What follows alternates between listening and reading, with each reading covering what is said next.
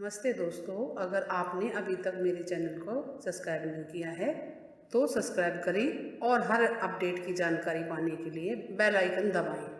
नमस्ते दोस्तों, पौष पूर्णिमा का महत्व, शुभ मुहूर्त और पौष पूर्णिमा पे जरूर करें ये काम, क्योंकि पौष पूर्णिमा से कल्पवास की हो जाएगी शुरुआत। दोस्तों, पौष पूर्णिमा के दिन से ही प्रयागराज, काशी और हरिद्वार में गंगा स्नान के लिए श्रद्धालुओं का मेला जैसा लग जाता है और इस बार तो कुंभ मेले का भी पौष पूर्णिमा से प्रारंभ हो रहा है। सबसे पहले जानते हैं पौष पूर्णिमा का शुभ मुहूर्त। पौष पूर्णिमा 2021, पौष पूर्णिमा 28 जनवरी 2021 गुरुवार को है, क्योंकि हिंदू धर्म में पौष माह में पड़ने वाली पूर्णिमा तिथि का काफी ज्यादा महत्व है। इस दिन व्रत और गंगा स्नान करने से मनोकामना पूरी होती है और जातक जन्म मरण के बंधनों से छूट जाता है। इसके अलावा इस दिन जरूरतमंद लोगों को दान देने और सूर्य नारायण को अर्घ देने का खास महत्व है। और दोस्तों, इस दिन सर्वार्थ सिद्धि योग भी है, अमृत सिद्धि योग भी है और गुरु पुष्य नक्षत्र भी है। इस दिन पौष पूर्णिमा की शुरुआत 28 जनवरी 2021 गुरुवार को रात के 1:18 से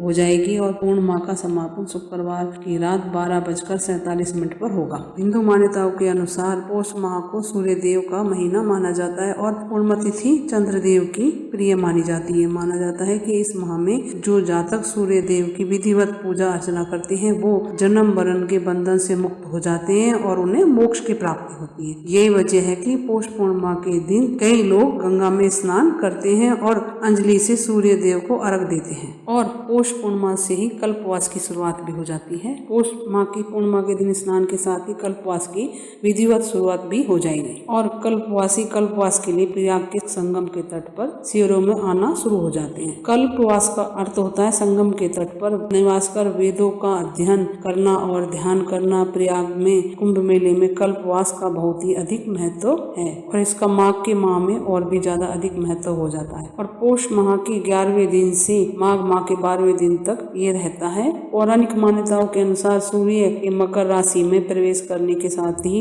होने वाले एक मास के कल्पवास से एक कल्प, जो ब्रह्मा के एक दिन के बराबर होता है, के बराबर पुण्य फल की प्राप्ति होती है। ये भी माना जाता है कि कल्पवास मनुष्य के आध्यात्मिक विकास का जरिया है। माघ मास में संगम के तट एक मान निवास कर पुण्य फल प्राप्त करने की इस साधना को कल्पवास कहा जाता है। ये माना जाता है जो जातक कल्पवास करते हैं उनकी मनोकामना पूरी होती है और उन्हें जन्म जन्मांतरों के बंधनों से मुक्ति मिलती है। महाभारत के एक प्रसंग में उल्लेख मिलता है कि मार्कंडेय ऋषि ने धर्मराज युधिष्ठिर से कहा था कि प्रयाग तीर्थ सब पापों का नाश करने वाला है और जो कोई एक महीना इंद्रियों को वश में करके यहाँ पर स्नान, ध्यान और कल्पवास करता है उसके लिए स्वर्ग में स्थान सुरक्षित हो जाता है। पौराणिक ग्रंथों में इस बात का उल्लेख मिलता है कि देवता भी मनुष्य का जन्म लेकर प्रयाग में कल्पवास का पुण्य लाभ और स्नान का पुण्य जरूर लेते हैं। और स्नान भी पौष पूर्णिमा से शुरू हो जाता है और इस दिन से माघ माह तक स्नान